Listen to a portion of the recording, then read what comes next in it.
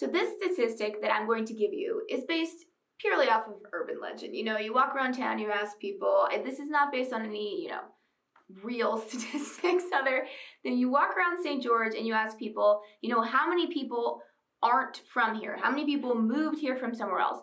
And most people tend to say about 80%. I would say, well, I don't know. This is urban legend, right? But it's a lot of people. Yes. So what we're going to talk about in this video is what are the top 10 places that people are leaving to come to St. George? So stay tuned.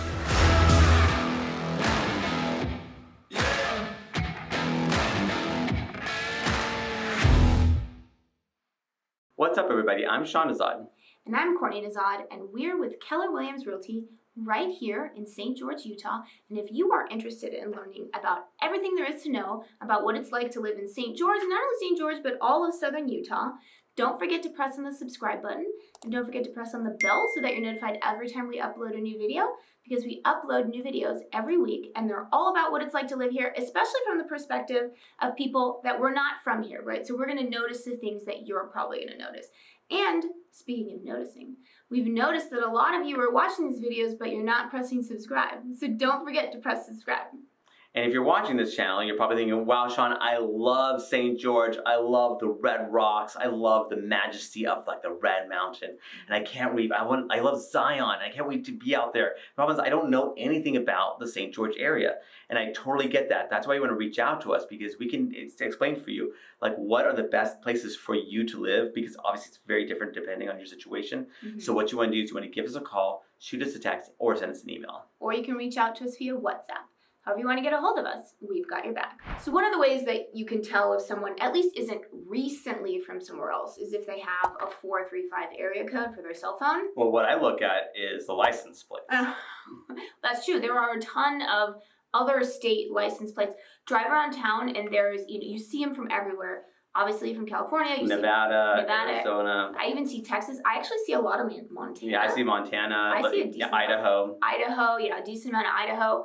And then also, area codes. A lot of people don't have the 435 area code. And even if you do have the 435 area code, that doesn't mean you're from here. Like our neighbors. I have a 435 area code.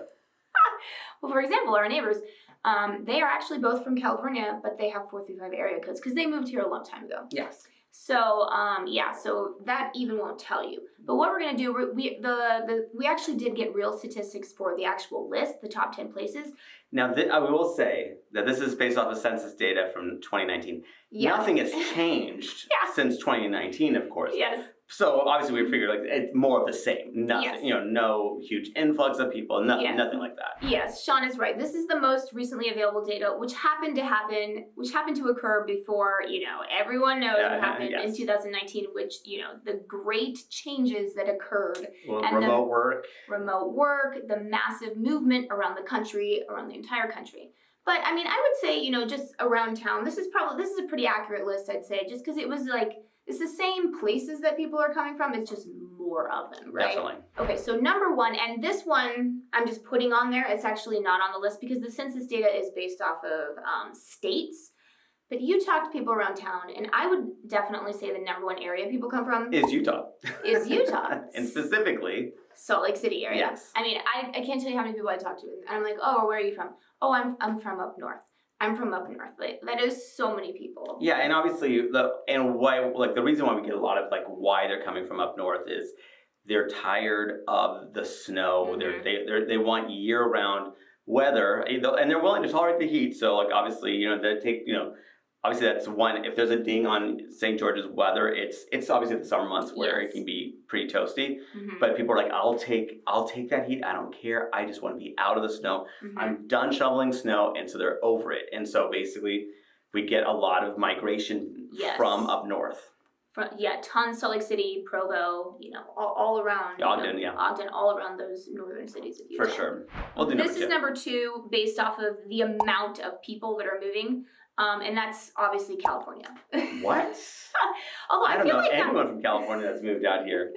That one I feel like is a little unfair just because there are so many people in California. It's the most populated state in the country. Yeah, it's basically over 10% of the country's population Yeah. is in California itself. So you're like, of course, by Yeah. raw numbers, Yeah. like you're gonna get a decent amount of transplants. Yeah. And of course, what people, like in speaking to our own, like very anecdotally, they're just, we were just, we're ready to make a move.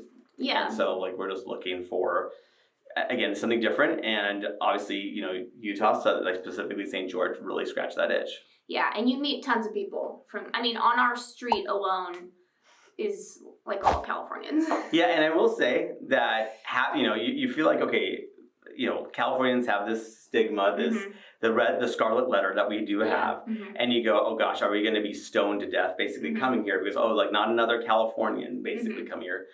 And honestly, that has not been our we have not felt that at all. The people here have been very welcoming, very friendly, probably because a lot of them are former California transplants. But basically, it does feel like, because obviously you hear about these stories about like going to different states, like in Texas, they don't seem to be very fond of Californians. So you're like, oh gosh, is this something that we have to like hide our being Californian? And fortunately, again, our, anecdotally speaking, we've had a great time like making this move, and the people have been very, very welcoming. Yeah, and again, like Sean said, it's probably because so many people are from California. Well, I mean, and actually, what were you saying though? That the Californians actually coming here are like seemingly like possibly a bit more conservative than the general than the average population. So maybe it's not like we're, again, in the minds of some, bringing in like things about California that I don't know how to put it. Like basically, we put like they don't like, we're not bringing California to here. Basically. Yeah, we're not bringing what some people. I mean, obviously everyone's different, right? Some people's views of politics, they don't like California politics, and they think that Californians are bringing that. When in reality, a lot of Californians that do come here, they're leaving because of that, right? Yes, and so I mean, obviously that wasn't necessarily our situation, but at the same time, we're not. I guess Californians coming here have treaded more lightly than everything. Of course, I would say so. So let's talk about number 3 and number 4 together because it's a similar reason to Salt Lake City. Number 3 is Colorado. Number 4 is Idaho. Yes. And yeah, I mean, obviously, when people get sick of the snow and they just don't want to deal with it anymore, St. George is a great option. Yeah, exactly. They're over the snow. I've never gone through a winter of shoveling snow. I've come from a warm climate myself, so I don't know that. But I can't imagine that reality. I'm thinking of Christmas Story, of bundling up, like little Mikey being bundled up. My kid brother looked like a tick about to pop. What? What is it? What is it? I can't put my arms out! Yeah. And I just can't imagine, like, getting kids in car seats is like, it's hard enough it's already. tough enough as it is, and I can't even imagine bundling them up, getting them in. That would just be absolutely insane. So I can totally appreciate that someone would be over that. Yeah, well, and some friends that I have, from Idaho, they say that sometimes the winter in Idaho, it lasts until like June. So when they're just so sick of that, that snow and that cold, the constant cold, St. George is a fantastic place to go. Yes. So number 5 on our list is Arizona. And, I don't know specifically why people from Arizona. I mean, I'm sure some of it has to do with jobs, right? I mean, you talk to people all over the place. Why did you move here? For example, my daughter's coach, he moved up. He moved his family down from Salt Lake City, and the reason was for a job, right? Yeah. So I mean, I'm sure a lot of it is jobs, right? Yeah, some job relocation of some sort. There was some reason, or I like to think, given how beautiful the landscape is here, that the people from Arizona goes, you know what? I just love the Red Rocks. I just have to be here. I feel the energy. Yeah. And maybe that's why. But honestly, that's purely guessing. Yeah, and although I would probably say, at least the Phoenix area, it is hotter in Phoenix than it is here. Our summer, while very hot, I don't feel like it's as long as like the Phoenix summer. Like right now, as I'm speaking, it's August. And it'll get into like the 90s, but honestly, because it's so dry here, it's honestly not that bad. And then the mornings are nice. So it's kind of over. You do realize it's September. It is? Oh. Mid-September. Wow. I did not even know that. That just shows you how fast the days. Okay, so September. We did have a hot August, and the summer went longer than usual. Because usually, summer will end like at the end of August, really, and then it'll start getting cooler, like cooler mornings. Not to say it's cool, it's just nice, right? But yeah, in Arizona, I remember we went to Arizona like what was it like? That was like June? No, we went in like It was May. Yeah, May. And it was really hot already, like crazy hot. Yeah. So. Okay, number 6 is Texas. And I'll speak to Texas. I never have lived in Texas, but my sister has lived in Texas for 11 years. So I've been back and forth many times. I mean, Texas is a great state. I mean, they call it the great state of Texas for a reason, right? The Lone Star State. The Lone Star State. But I will say that if you don't like heat, Texas is not a good place for you. Like, it is so hot there 6 months out of the year. So I'm only speculating. Well, they literally had, this is something they had, and I don't know how recent this was, but I know they've had like 100 days of 100-degree heat with humidity. So this is not humidity. Just flat 100 degrees and it's a dry heat. All we can do is speculate that maybe one reason is that, again, and actually I'll speak to ourselves, like weather did play a role in us wanting to come here. Yeah, and because we did think about Texas. Yes, exactly. So we did think about it, but at the end of the day, we're just going, and it's hot. Like that's a convection oven heat there. Like you walk out through like Dallas Fort Worth Airport and you just get blasted with this heat, and the breeze brings you no relief. In fact, it brings you more heat.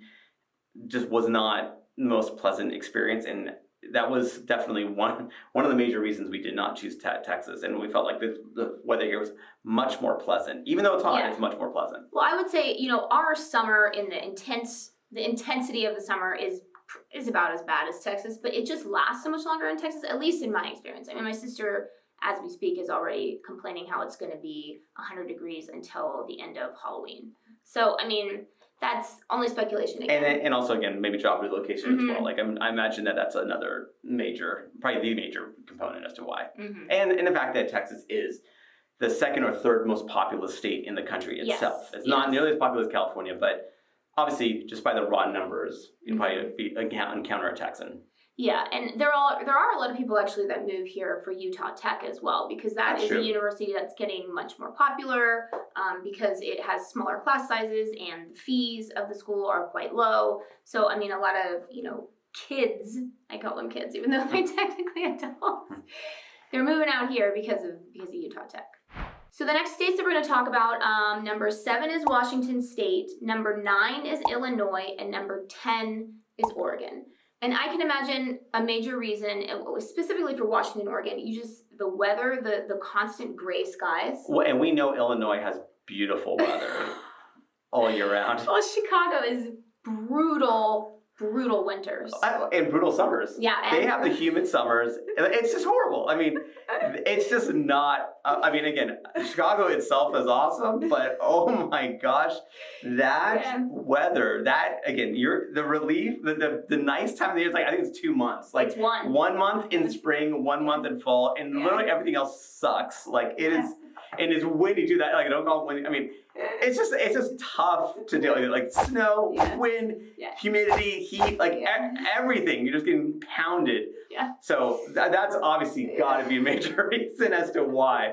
And then, of course, Washington, Oregon, much more pleasant weather, let's be real, than Illinois. Yeah. However, like, again, maybe they are like, it's the depression, right? Sad. From the seasonal affective disorder because of the rain, the cloudiness. Constant cloudiness. I mean, St. George is so nice and sunny and just such a beautiful place to be outside. And even when it's super hot, people are outside because it's a beautiful place for that reason. For sure. If you're looking for some sunshine, getting away from that, then obviously St. George is a good option. Definitely. So the last on our list, even though it's number 8, because we're talking about Nevada, and obviously people are just coming from Las Vegas, right? Because Las Vegas is 2 hours down the road. Yes, I would say that obviously Nevada, like you're gonna not naturally get some migration just because of the states in very close proximity. Obviously, like again, we talked about Arizona already, California, Nevada. Obviously, when you're looking at Nevada itself, again, I have to think that something has to do with like the actual the beauty of the natural scenery here. Yeah. Nevada, like Vegas, is great, but a lot of the state, I'm not a big fan of the aesthetics as far as the look of the landscape and stuff. Whereas again, it's amazing. You just cross that border into St. George, and you're like, this is stunningly beautiful here. Mm-hmm. Yeah, and also Nevada, I mean, obviously, the majority of people live in Nevada live in Las Vegas, so anyone who's looking to escape, big city life, St. George just offers you, it's a slower pace of life, higher quality of life, people are friendly here, neighbors are friendly. It's a small town, right? So if you're looking to escape big city life, which I'm sure a decent amount of people that finally are like, okay, I'm leaving Las Vegas, right? It's got to be a big reason why. For sure. So that's it. That's our video. And remember, we are licensed realtors in the state of Utah, so as much as we love making these videos, what we love more is to help you with your real estate needs. So whether you're looking to buy or sell a house, what you want to do is you want to give us a call, shoot us a text, or send us an email. Or you can reach out to us via WhatsApp. However you want to get a hold of us, we've got your back.